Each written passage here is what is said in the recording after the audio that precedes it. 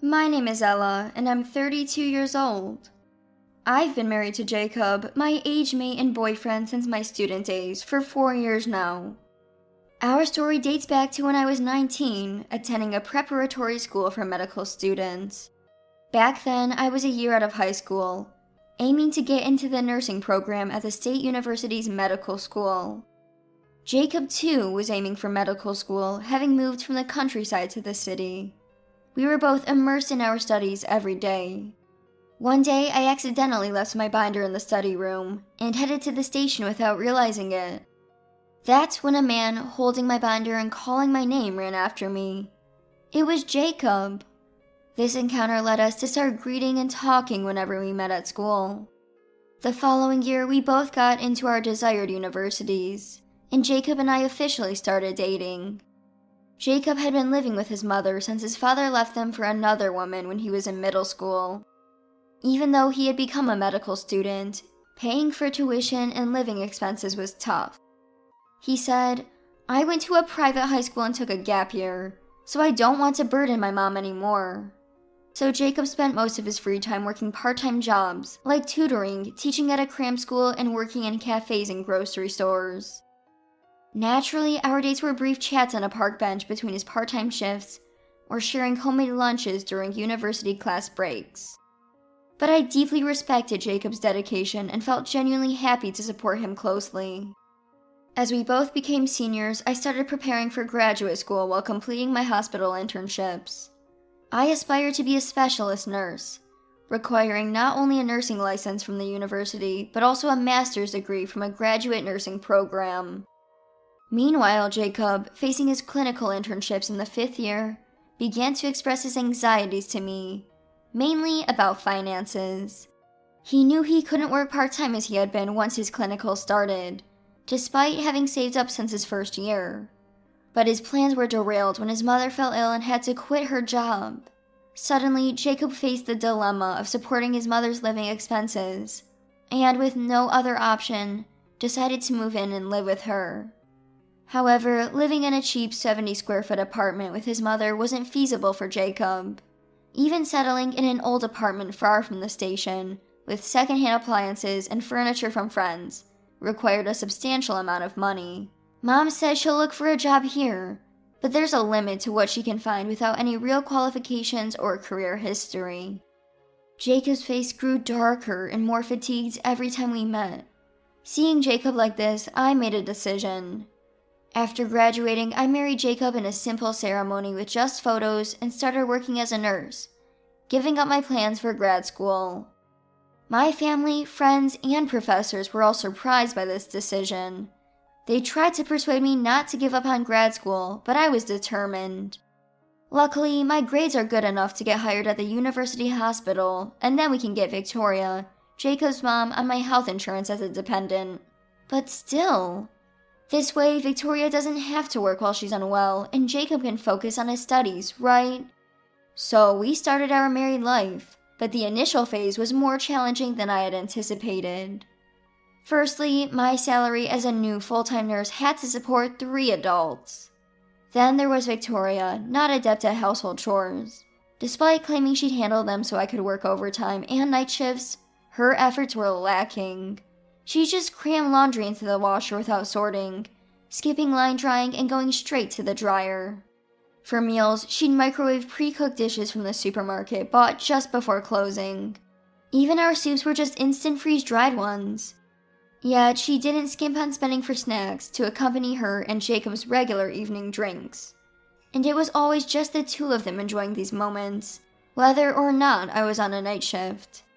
When I expressed any dissatisfaction, Victoria would quickly become sullen. "Just because you're earning a bit, you think you don't have to respect your mother-in-law and husband? Scary wife. I might have said I'd do the chores, but that was just polite. Isn't it natural for you, as the wife and daughter-in-law, to happily take on all the household duties?" But what hurt me most wasn't Victoria's behavior.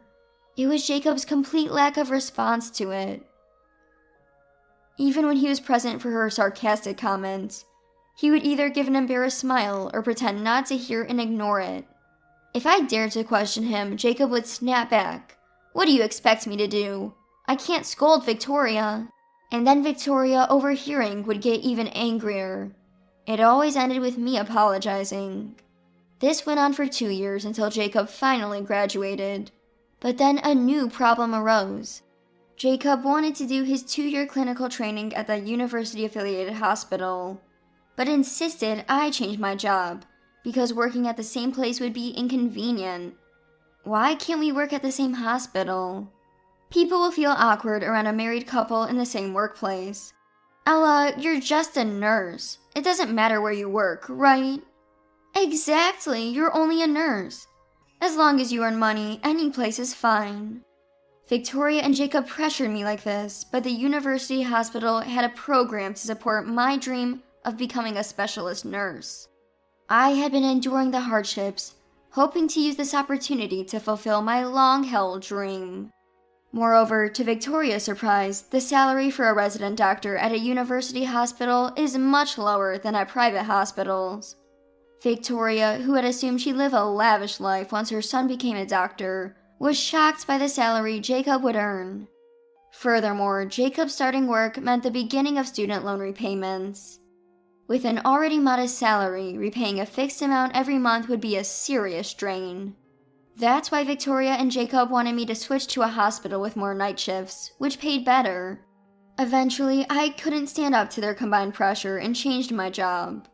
However, as Jacob's residency began, he was praised as a promising young doctor and started looking down on me. At first, I tried to be understanding. Maybe it's true that I owe my graduation to you, but you have no idea how miserable Victoria and I felt, always having to tiptoe around you, he said once. I thought he was just carried away with finally becoming a doctor, and that he would return to his old self eventually. But during this time, Jacob was using his family credit card in my name. He went to a party hosted by a young doctor he'd befriended at work, and spent a whopping $1,000 in one night. Even if Jacob wanted to impress his friends, spending that much at a party was excessive. I complained, but he sneered. I'm a promising elite doctor. Ella's just a nurse. Even a fool like Ella can see who's more important.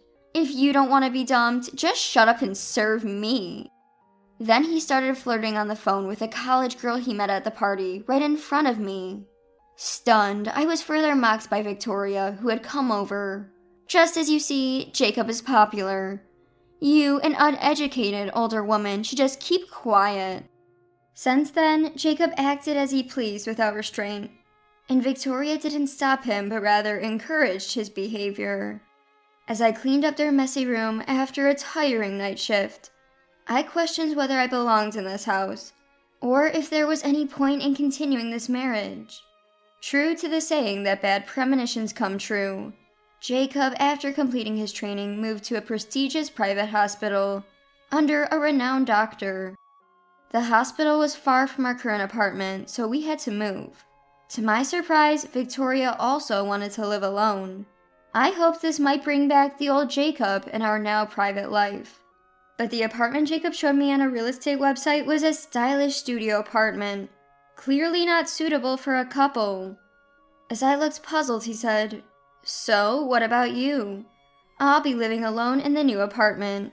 Victoria plans to rent out a room on a different floor of the same apartment." "Living alone? What about me?" "What are you talking about?" "We're breaking up, of course. You're no longer needed. You should be thankful that I've been with a woman like you, with below-average looks and just a mere nurse. I should even ask for a severance payment." Then he laughed, laughing with Victoria for dinner, leaving me in shock. But it seemed I still had a shred of pride. Wiping away tears, I quickly packed only what mattered and asked my closest friend since college, Nora, to keep my things for a while via WhatsApp. "Don't be formal, just stay at my place," she offered.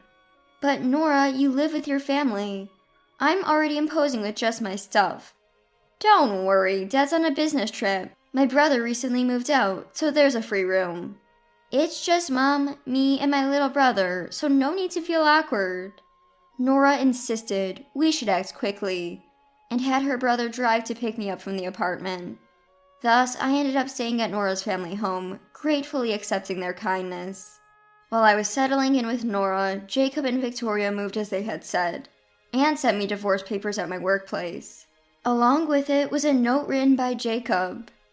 To my soon-to-be ex-wife leading a miserable life with a divorce history, here's some severance money for you, with $800 in crisp bills. But I returned the $800 along with the signed divorce papers to Jacob. And so my first marriage ended. 5 years passed and I remarried Daniel, Nora's brother. The memories of Jacob and Victoria faded from my daily life. Then one day while I was at a hospital with Daniel, I heard a familiar voice. "Ella? Is that you, Ella?" It was Jacob, whom I never wanted to see again. Beside him stood a younger woman, dressed in high-end brands. When I remained silent, Jacob looked me up and down and sneered. "Lost for words at seeing your ex-husband after so long? Well, I guess so. An old, poor-looking woman like you must be too embarrassed to be seen." It seemed the past 5 years had not brought wisdom to Jacob, only more absurdity. As I ignored him, Jacob, thinking I was just being stubborn, pestered me. "Can't even say hello after I went out of my way to talk to you." Daniel, who had been on the phone nearby, approached us. "Ella, is something wrong?" "No, nothing. Is it okay that you ended your call?" "Yeah, it's fine." While we talked, Jacob, watching us, spoke again. "Is that guy your current husband?" "Yes, he is. Why?" "Wow, I'm amazed. A miserable woman dumped by me found someone to marry her. It's a miracle." Daniel, realizing who Jacob was, laughed. "Indeed, I'm blessed with a miracle to have a caring and capable woman like Ella as my wife." "Lucky? Haha. Are you Ella's kept man? That explains why you're satisfied with someone like her. Probably don't even work, just tagging along to the hospital on a weekday." Jacob dismissed us with a flick of his hand. It was one thing for him to look down on me, but to do the same to Daniel? As I was about to speak up, Daniel stepped between Jacob and me, facing Jacob directly. "Could you please close your mouth if it's not too much to ask for someone as uncivilized as you?" "What? How dare you talk to me like that?" "Sorry, I thought I needed to be extra direct with someone as unreasonable as you." "Do you even know who I am? I'm the deputy director of this hospital.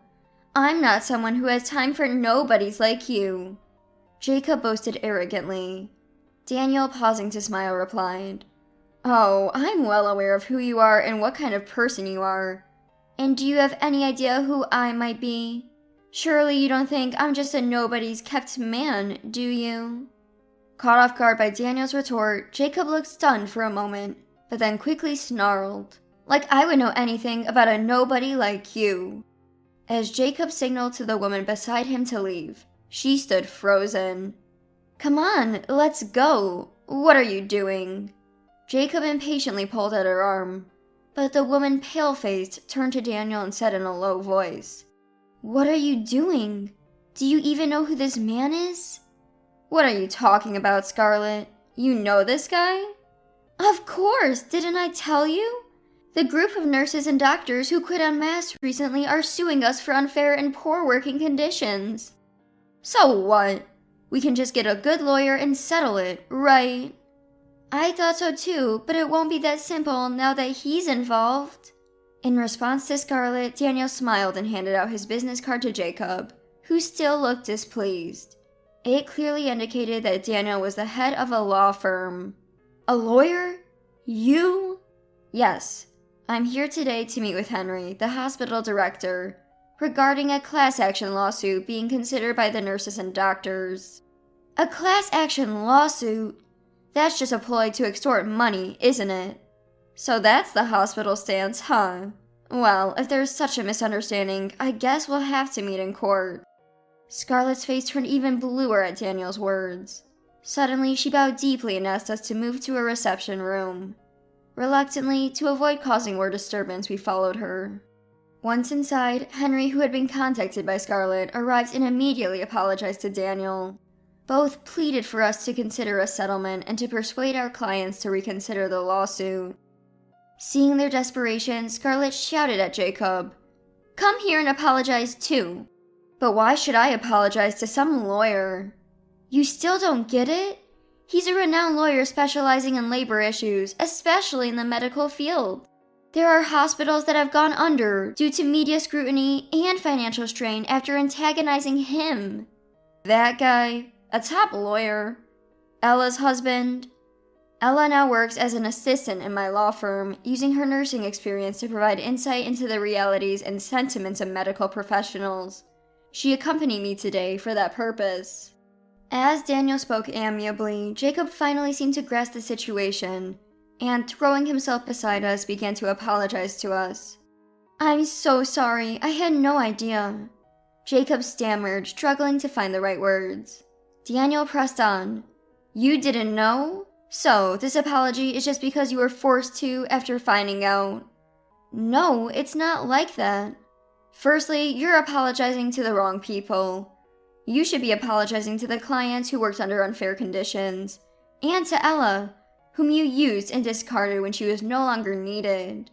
Miss Ella, I'm deeply sorry. After all the care you and Victoria provided, I treated you terribly. I sincerely apologize and will make financial amends. Please, forgive me. And could you ask your husband to persuade the clients to settle?" Jacob bowed so low his forehead nearly touched the floor. Despite my urge to laugh at his pathetic change in demeanor, I managed to stay composed. "Ella, what do you want to do?" Daniel asked calmly. "More than forgiving or not, I just don't want any involvement. I can't even bear to have him in my sight." Daniel stood before Jacob, still cheerful, and said, "As a loving husband, I wish to abide by my wife's wishes. So, your apologies are unnecessary and meaningless." "But what about the lawsuit?" "Business is business, and personal feelings don't enter into it. But, being human, I might just put a little extra effort into winning this case." Jacob, Scarlett, and Henry all looked utterly defeated. The lawsuit ended in a complete victory for Daniel's clients, receiving nearly the full amount of their claims. The hospital suffered from the financial burden and negative media coverage, leading to a drastic drop in patients. Many doctors and nurses resigned, and the hospital went bankrupt in less than 2 years. Meanwhile, Jacob was blamed for the bankruptcy, divorced by Scarlett, and struggled to find work in the tight-knit medical community. Despite his financial woes, he had to sell the apartment he and Victoria lived in, leaving her to fend for herself. Now, Victoria and Jacob live modestly, supported by her part-time cleaning job and his earnings as a tutor. As for me, I'm blessed with a child with Daniel and juggle a busy life of parenting and work. I hope to continue nurturing our happy family of 3.